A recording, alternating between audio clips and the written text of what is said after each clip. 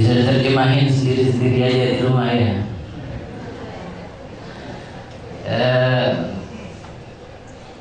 Yang kandungan dari sebelum saya terjemahkan, beliau berbicara tentang pintu-pintu kemuliaan menuju kemuliaan syahid di akhir zaman. Kenapa saya tampilkan masalah ini?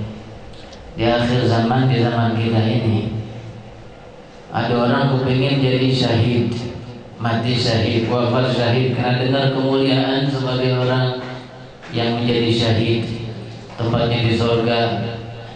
Ya, orang yang syahid gak ada balasannya melainkan surganya Allah Subhanahu wa Ta'ala. Mendengar kemuliaan itu, tapi sayang ketemu sama orang yang salah, ketemu dengan kelompok yang salah, diiming-imingi syahid, akhirnya bukannya mati syahid, mati konyol. Kenapa? Bawa bom, ya, bunuh diri, dijadikan alasan untuk mendapatkan syahid, padahal yang dibunuh diantaranya orang Islam juga. Pun kalaupun yang terbunuh orang kafir, dan ternyata orang kafirnya bukan orang kafir yang boleh dibunuh, yaitu orang kafir harbi. Ya, yang di Indonesia ini bukan orang kafir harbi, mau perang, mau jadi syahid, pergi ke Israel, senang Palestina, perang dengan orang-orang kafir di Palestina, itu mereka kafir harbi. Tapi yang di kita bukan kafir harbi. Lalu bagaimana untuk mendapatkan syahid? Jadi gak mungkin dong kita wafat syahid di Indonesia. Bisa, dan sangat mungkin wafat dalam keadaan syahid, yang artinya tempatnya di surga. Nah, kita dengerin apa kata beliau dan bagaimana cara wafat menjadi syahid selain wafat di medan perang memerangi orang kafir yang disebut dengan kafir harbi. Alhamdulillah, sang pemberi kebahagiaan dan zat yang maha mengantarkan para shodiqin kepada martabat syahid. Salawat dan salam atas penghulu kita Sayyidina Muhammad, imam para ahli ibadah, imam para ahli ibadah, dan atas keluarganya serta sahabatnya, imam-imam para pemimpin, juga atas orang-orang yang berjalan di atas jalan mereka semua sampai hari kiamat. Amma ba'du, banyak dipahami oleh orang-orang awam muslimin bahwa mati syahid di jalan Allah hanya dengan berperang melawan orang-orang kafir yang zalim, yang menghalangi orang lain dari jalan Allah. Banyak dipahami begitu. Setelah itu dia terbunuh di tangan mereka. Ini syahid, tapi ini adalah salah satu pintu dari banyak pintu syahid. Sungguh Allah Subhanahu wa Ta'ala mengantarkan banyak golongan dari umat ini kepada martabat syahid selain dengan terbunuh di medan perang. Dan biasanya mati syahid tapi tidak terbunuh di medan perang. Bahkan berapa banyak orang yang terbunuh di dalam barisan perang, hanya Allah yang maha tahu niatnya apa. Sehingga syahid itu pada hakikatnya adalah berputar di dalam hati, berputar hakikatnya di dalam hati seseorang yang melakukannya, dan hanya Allah Ta'ala yang mengetahuinya dan orang itu. Dalam Sahih Imam Muslim telah diriwayatkan sebuah hadis dari Sayyidina Abu Hurairah radhiyallahu ta'ala anhu. Beliau berkata, telah bersabda Rasulullah sallallahu alaihi wasallam, kata Rasul kepada para sahabatnya, menurut kalian syuhada itu apa? Kata Rasulullah. Mereka para sahabatnya menjawab, syuhada orang yang terbunuh di jalan Allah, itu adalah syahid. Kata para sahabat. Lalu beliau berkata, kalau begitu syuhada umatku sedikit. Kalau begitu syuhada umatku sedikit. Jikalau tidak dapat menggapai martabat para syuhada di sisi Allah kecuali mereka yang wafat di medan perang, yaitu orang-orang yang terbunuh di jalan Allah Subhanahu wa taala dan mereka benar-benar di jalan Allah, artinya mereka tidak memiliki maksud apapun di dalam perangnya melainkan untuk li'ila'i kalimatillah, untuk meninggikan agama Allah Subhanahu wa taala. Hanya mereka lah para syuhada. Jika hanya mereka yang disebut syuhada, kalau begitu syuhada umatku sedikit. Sedangkan aku ingin syuhada dari kalangan umatku banyak. Mereka berkata para sahabat, kalau begitu siapakah syahid itu wahai Rasulullah? Beliau menjawab, barang siapa yang terbunuh di jalan Allah adalah syahid. Barang siapa yang wafat di jalan Allah adalah syahid. Barang siapa yang wafat karena penyakit ta'un, yaitu penyakit yang mewabah, maka ia adalah syahid. Barang siapa yang wafat karena penyakit di perutnya, maka ia pun syahid. Dan orang yang terwafat tenggelam adalah syahid. Beberapa hadis menyebutkan macam-macam syuhada. Di antaranya wanita yang wafat karena melahirkan dan nifas adalah syahid. Yang meninggal dalam perantauan adalah syahid karena datang kematiannya dalam perantauannya, dan seterusnya macam-macam golongan disebutkan di dalam hadis bahwa mereka adalah syuhada. Bahkan telah disebutkan dalam hadis tentang orang yang mengerjakan amal soleh tertentu dan membaca zikir-zikir tertentu dan doa-doa tertentu ketika sakit, maka ketika ia wafat jadi syahid di sisi Allah. Padahal cuma sakit baca zikir tertentu kemudian wafat jadi syahid. Rasul mengatakan, barang siapa yang menghidupkan sunnahku ketika rusaknya umatku, maka ia akan mendapatkan pahala seorang yang wafat dalam syahid. Yang menghidupkan sunnah kemudian wafat seperti orang dapat pahala syahid. Lalu Rasul mengatakan di dalam riwayat yang lain bahwa ia mendapatkan pahala 100 orang yang wafat syahid. Mendapatkan yang menghidupkan sunnah, dapat pahala 100 orang mati syahid. Dengan demikian, mendapatkan pahala syahid adalah hal yang memungkinkan walaupun tanpa harus berperang di jalan Allah. Bahkan mereka itu adalah yang syuhada yang terbanyak di umat ini. Mati dan syuhada tapi tidak berperang di jalan Allah. Mereka terbanyak di dalam umat ini. Sebagaimana telah datang di dalam hadis disebutkan, syuhada terbanyak dari umatku adalah orang-orang yang wafat di atas tempat tidurnya. Syuhada yang terbanyak dari umatku adalah orang yang wafat di atas tempat tidurnya, kata Rasulullah. Bahkan seseorang yang meminta syahid dengan sungguh-sungguh, niscaya Allah akan menghantarkannya kepada martabat syahid walaupun dia wafat di atas tempat tidurnya. Hadis Nabi sebagai dalilnya, beliau bersabda, Rasulullah bersabda, barang siapa yang meminta kepada Allah wafat syahid dengan sungguh-sungguh, niscaya Allah akan menghantarkannya kepada martabat syahid walaupun ia wafat di atas kasurnya.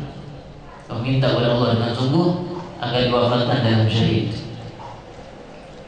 Tentang meminta wafat syahid ini dengan sungguh-sungguh telah berkata Sayyidina Khalid bin Walid radhiyallahu ta'ala anhu. Beliau mengatakan, aku telah menghadiri 100 peperangan, dan setiap kali aku perang, aku mengharap aku wafat syahid di jalan Allah Subhanahu wa ta'ala. Nah, sekarang dia dalam sakit, dan ada pun sekarang yang waktu dia sakit di atas kasurnya, ada pun sekarang aku wafat begini. Maka para pengecut pun tidak seperti ini wafatnya. Artinya beliau wafat syahid walaupun di atas tempat tidur, karena beliau memohon Allah Ta'ala agar diwafatkan dalam syahid, diwafatkan dalam syahid, walaupun di atas musibah. Dengan demikian martabat syahid dapat diperoleh dengan beristiqomah dan banyak melakukan taat. Maka dengan banyak sebab seseorang dapat memperoleh syahid. Martabat syahid pun bisa luput dari seseorang yang wafat terbunuh di medan perang hanya karena dia berbicara sesuatu yang tidak bermanfaat, atau karena pelit terhadap sesuatu yang tidak dia bisa mengambil manfaatnya, karena pelit bakhil, atau karena mengucapkan sesuatu yang dimurkai Allah. Dia wafat dalam medan perang tapi hukumnya di sisi Allah bukan syahid. Seseorang yang tukang laknat, kata beliau, seseorang yang tukang laknat dan tukang mencaci maki tidak akan menjadi syuhada dan tidak menjadi pemberi syafaat di hari kiamat.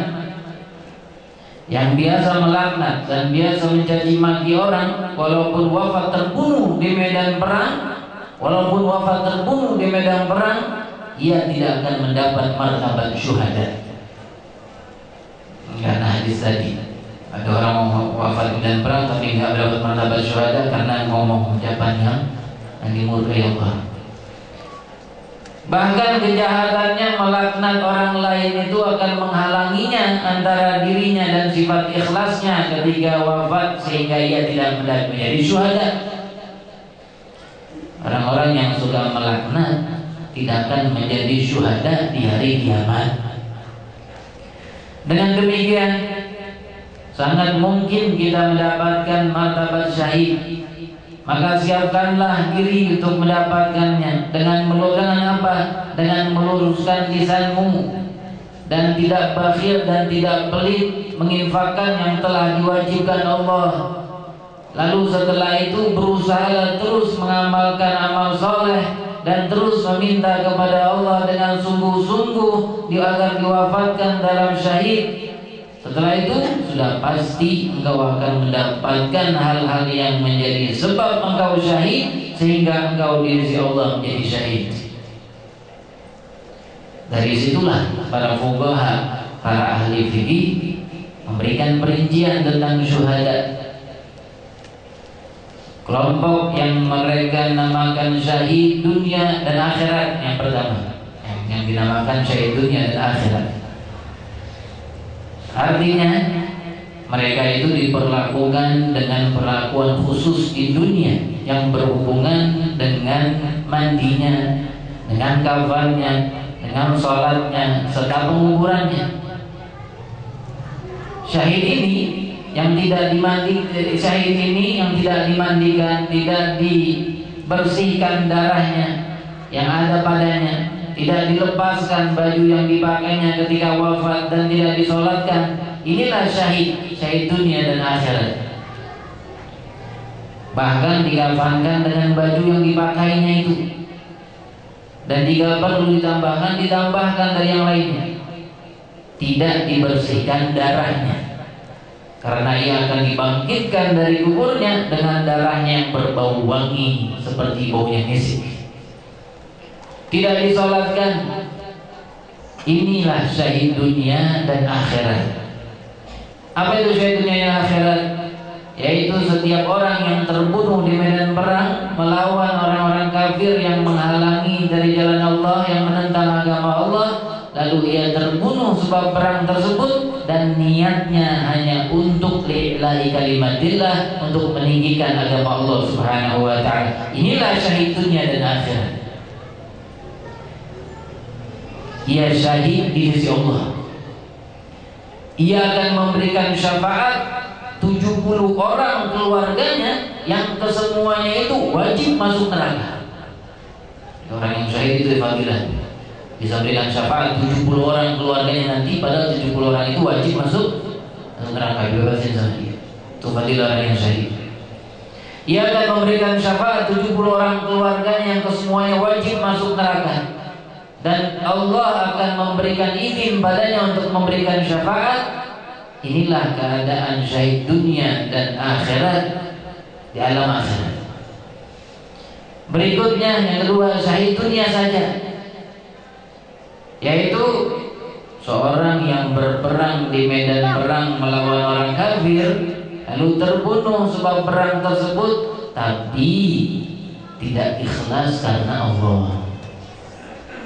Di dunia ia diperlakukan seperti syahid, tidak dimandikan, dikafankan dengan bajunya, tidak disolatkan, tetapi ia bukan syahid di sisi Allah Subhanahu wa Ta'ala, dan ia tidak mendapatkan martabat yang tinggi tersebut dan tidak bisa memberikan syafaat. Syahid dunia aja, di dunia dibilang syahid, tapi di akhirat bukan syahid karena bukan ikhlas, karena nggak ikhlas. Yang ketiga, dan mereka lah syuhada yang terbanyak dari umat ini. Siapa itu? Yaitu syahid akhirat saja. Di dunia diperlakukan seperti yang lainnya, wafat biasa, dimandikan, dikafankan, disolatkan, tidak diperlakukan dengan perlakuan khusus seperti syuhada. Tapi ia memiliki martabat syuhada di sisi Allah dan mendapatkan pahala seperti mereka, dan mereka dapat memberikan syafaat di akhirat. Beliau berdoa di akhir, ya Allah, kumpulkan kami dengan para syuhada dan bangkitkan kami dalam golongan para nabi, dalam golongan para siddiqin, dan dalam golongan para syuhada dan salihin. Amin ya rabbal alamin, walhamdulillahi rabbil alamin. Jadi syuhada ada 3 tadi disebutkan, dan bahkan orang yang syahid di medan perang itu gak mudah mendapatkan syahid di medan perang yang sesungguhnya kalau hatinya gak ikhlas. Kalau hatinya ikhlas baru dapat, kalau hatinya gak ikhlas gak dapat martabat syahid, walaupun di dunia diperlakukan seperti orang yang wafat syahid. Mudah-mudahan kita mendapatkan ilmu yang bermanfaat, ilmu di dunia dan ilmu di akhirat. Amin amin ya rabbal alamin.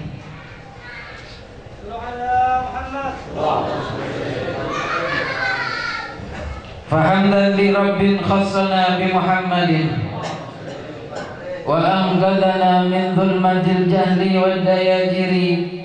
Falhamdulillahi alladhi hadana bi 'abdihi al-mukhtar man da'ana ilayhi bil idni wa qad nadana labbaika ya man dallana wa hadana. Sallallahu wa sallama wa baraka alaihi wa ala alihi. Alhamdulillahi alladhi jama'ana fi hadzal majma'il karimil mubarak. Limpahan puji kehadirat Allah Subhanahu wa ta'ala yang maha mengatur gerakan langit dan bumi, yang maha mengatur kehidupan alam semesta, makhluk hidup dan makhluk yang lainnya berada dalam genggaman Allah. Dan ia pilih dari sekian makhluk yang banyak yang tidak terhitung yang ciptakan dari awal penciptaan alam semesta sampai akhir penciptaan alam semesta. Ia pilih dari mereka satu makhluk yang termulianya yang bernama Sayyidina Muhammad. Makhluk indah dengan nama indah, makhluk mulia dengan nama mulia. Dan keindahan dan kemuliaan namanya bahkan mendatangkan kemuliaan bagi mereka yang memiliki nama seperti namanya. Disebutkan di dalam riwayat hadis bahwa ada satu macam malaikat Allah Subhanahu wa ta'ala yang diciptakan Allah datang setiap hari ke dalam suatu rumah, ke dalam satu keluarga, karena di antara mereka, di dalam keluarga itu ada seorang yang bernama Muhammad.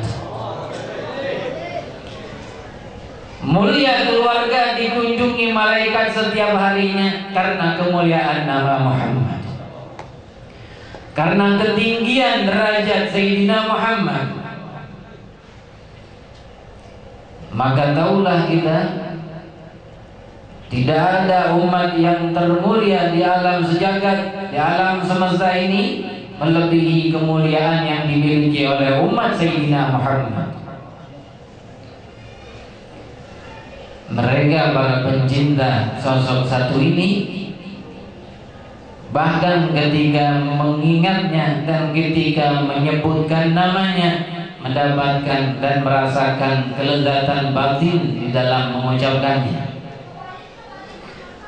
merasakan kenikmatan tersendiri ketika melafazkan namanya. Sebab itu Sayyidina Khalid bin Walid radhiyallahu ta'ala anhu, ketika beliau terkilir kakinya, lalu salah seorang sahabat yang berjalan bersama beliau memberitahukan kepada Sayyidina Khalid bin Walid ketika kakinya terkilir, "Wahai Imam," katanya, "wahai Imam, kami jikalau terkilir kaki kami, maka kami akan menyebutkan nama yang paling kami cintai, lalu Allah akan menyembuhkan kaki kami." Spontan Sayyidina Khalid bin Walid pun mengatakan ketika disebutkan tadi bahwa menyebutkan nama yang paling dicintai akan sembuh kakinya, langsung dia spontan menyebutkan, "Wahai Muhammad." Allah pun menyembuhkan kakinya. Hebatnya nama ini di dalam hati Sayyidina Khalid bin Walid. Pengaruhnya besar di dalam diri para sahabat dan salihin dan para arifin dan mugarrabin, karena sangat besar pengaruhnya dalam diri mereka. Sayyidina Umar bin Khattab ketika menjadi khalifah, tentunya selepas wafatnya Rasulullah dan setelah wafatnya Sayyidina Abu Bakar Siddiq, dihidangkan kepada beliau 2 macam hidangan, 2 macam lauk. Dan lauk di zaman dulu tentunya tidak seperti kita. Dihidangkan 2 macam lauk. Apa lauk bentuknya? Yang pertama zaid, yang kedua zubda. Yang pertama zaid, yaitu sejenis minyak, dan kemudian yang kedua mentega. Biasa mereka makan dengan roti. Itu dipandang 2 lauk di zaman itu, yaitu sejenis minyak dan 1 mentega. Lalu apa kata Sayyidina Umar bin Khattab, Amirul Mukminin Umar bin Khattab radhiyallahu ta'ala anhu, ketika dihidangkan 2 makanan itu kepada beliau, singkirkan salah satunya. Sungguh aku tidak mau keluar dari jalan kedua temanku, kedua sahabatku. Siapa maksudnya? Yang pertama Rasulullah, yang kedua Sayyidina Abu Bakar Siddiq. Karena mereka berdua makan, jikalau makan tidak akan dalam satu jamuannya yang dimakan makanan itu tidak akan terkumpul lebih dari 1 lauk.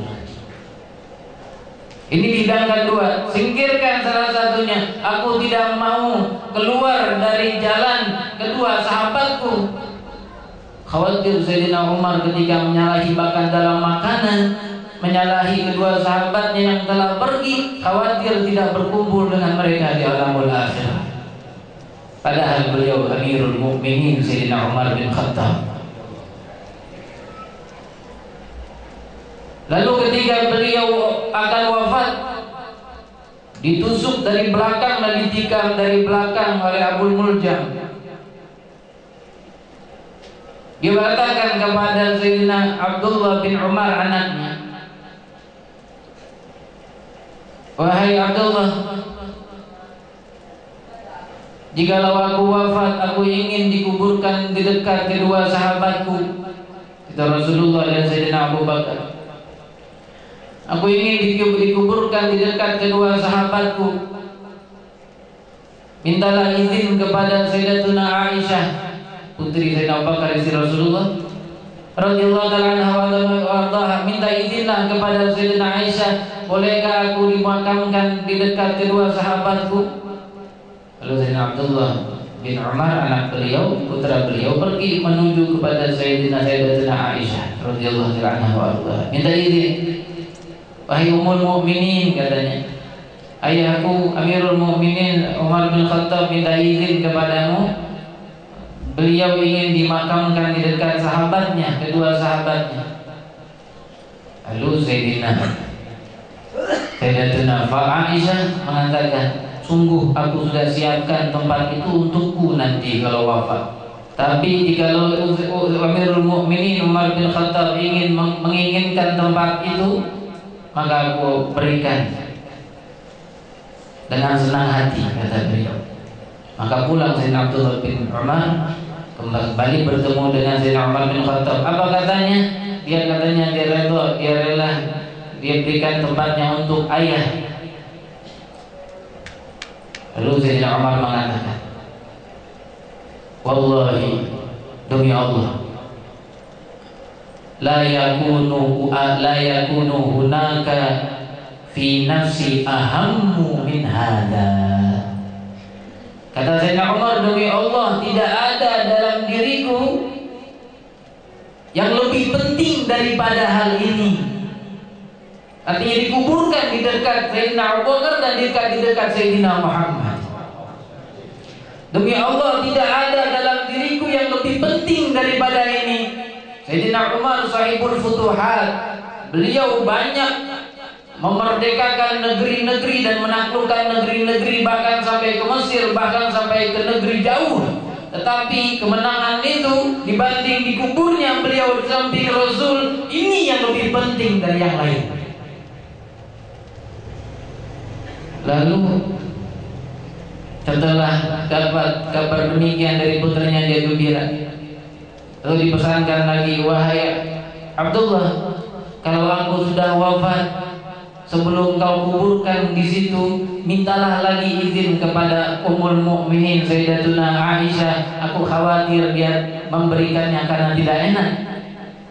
Lalu kemudian telah wafat Sayyidina Umar bin Khattab. Lalu disiapkan jenazahnya untuk dikuburkan. Lalu sebelum dikuburkan, Sayyidina Abdullah bin Umar datang kepada Sayyidatuna Aisyah Ummul Mukminin. Wahai Ummul Mukminin, ayahku, yang pertama bilang Amirul Mukminin, sekarang bilang ayah, karena udah wafat, bukan lagi jadi Amirul Mukminin. Ayahku berpesan sebelum wafatnya, kalau mau dikuburkan izin lagi kepadamu. Apakah engkau benar-benar mengizinkannya dan merelakannya dengan senang hati untuknya tempat itu? Maka Sayyidatuna Aisyah mengatakan, aku sudah relakan dan aku sudah serahkan senang hati. Maka dikuburkan Rasulullah. Sayyidina Umar dengan dekat dengan Sayyidina Abu Bakar dan Rasulullah, bertiga dalam satu tempat. Tiga sahabat yang tentunya di dunia berdekatan dan di alam akhirat pasti berdekatan. Hadirin hadirat yang dimuliakan Allah, apa yang terjadi? Datang berkata Sayyidatuna Aisyah Ummul Mukminin radhiyallahu ta'ala anha wa ardhaha. Beliau mengatakan,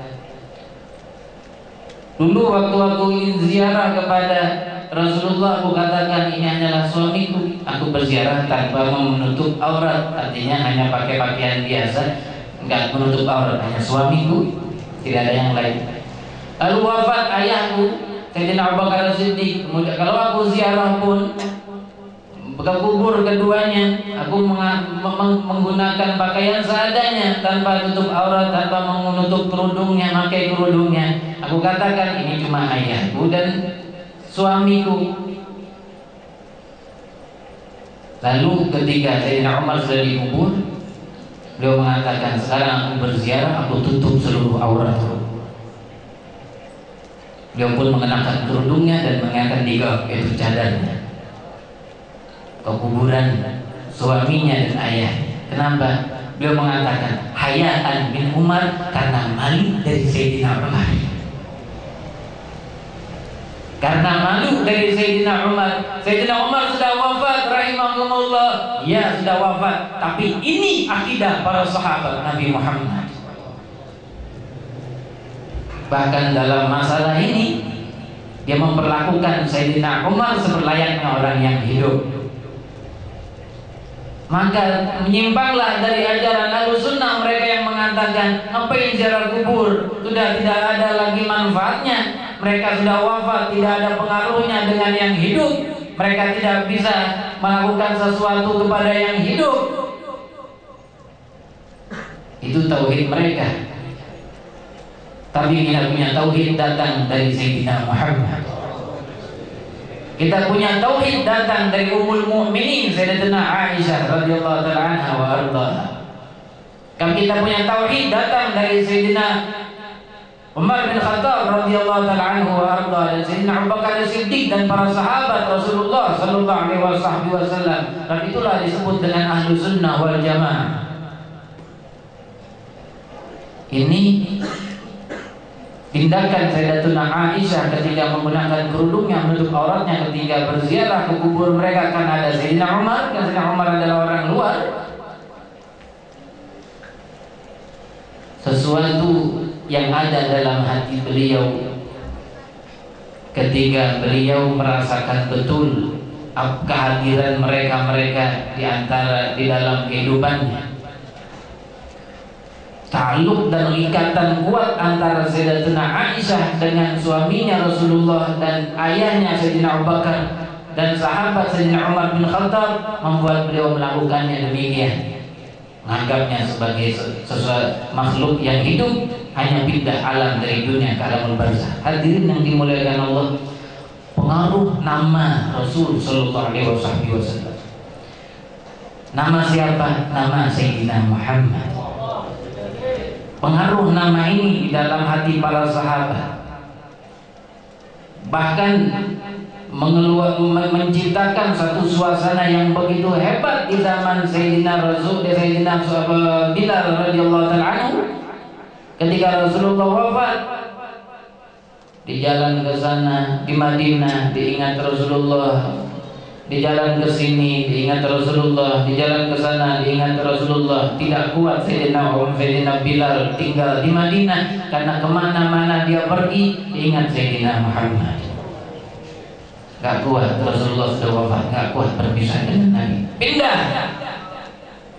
Gak mau di kota Madinah, bukan karena benci, tapi gak kuat hati ini menahan begitu banyak kenangan manis dengan Sayyidina Muhammad. Pergi ke negeri Syam,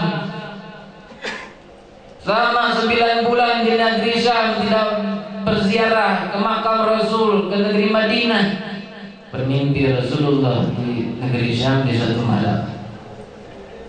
Mimpi Rasulullah, Rasul berkata kepadanya, Mahadzal Jafa ya Bilal, kelakuan apa ini yang kau lakukan wahai Bilal?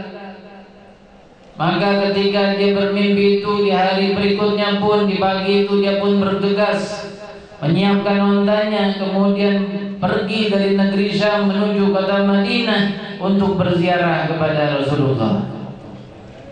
Datang ke kota Madinah sebelum zuhur, lalu bertemu dengan Sayyidina Abu Bakar dan Sayyidina Umar.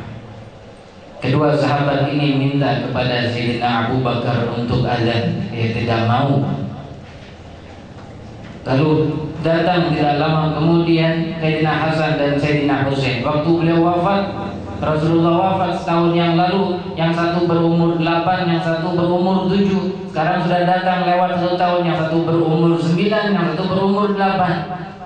Datang keduanya, maka dirangkul oleh Sayyidina Bilal, dicium keduanya karena sayangnya seperti datuknya dan kakeknya mencium keduanya. Ingat ketika melihat kedua anak ini, bagaimana kedua anak ini sewaktu di zaman Rasul hidup, naik di atas punggungnya Rasul, duduk di dalam mihrabnya Rasul, duduk di atas pangkuannya Rasul. Teringat Sayyidina Bilal dengan Rasul ketika melihat dua anak ini.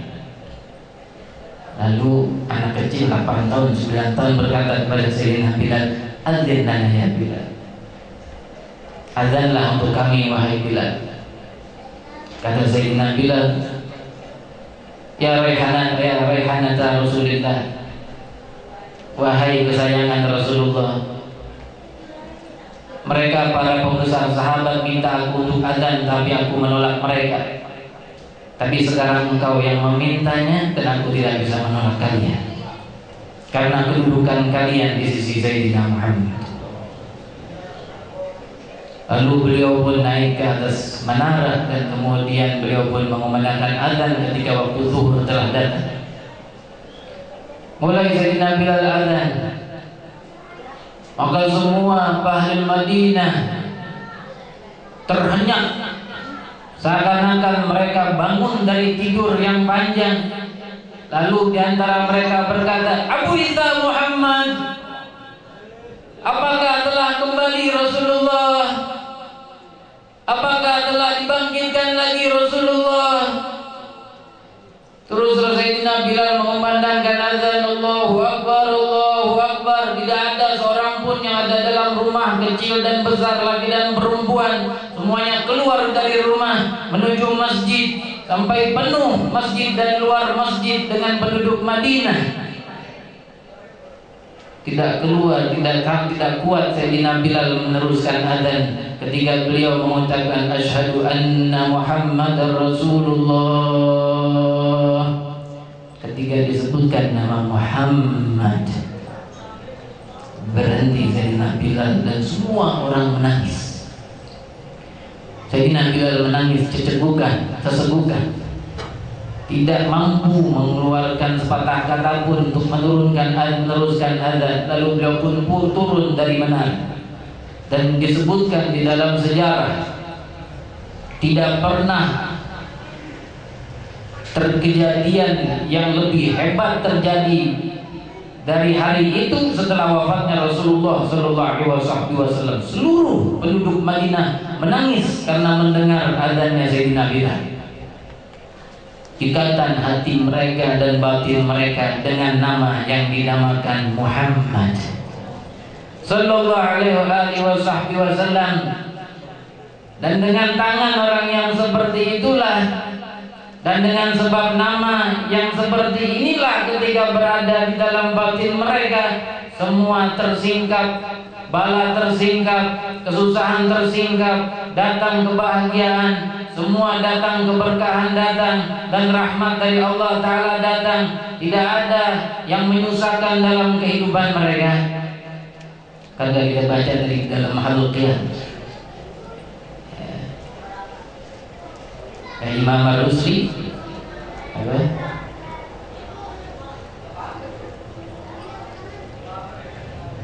Imam Ar-Rusli di dalam Halqiyah,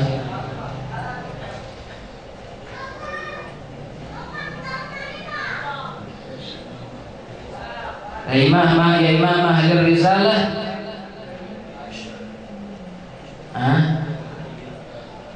man bihil afatu tudfa, man bihil afatu tudfa. Wahai Imam Ahli Risalah, wahai Rasulullah, man bihil afatu tudfa, yang dengannya, dengan Rasul, dengan nama Nabi, dengan Rasulullah, al afatu tudfa, segala afat, segala bencana, segala musibah ditolak oleh Allah Subhanahu wa Ta'ala.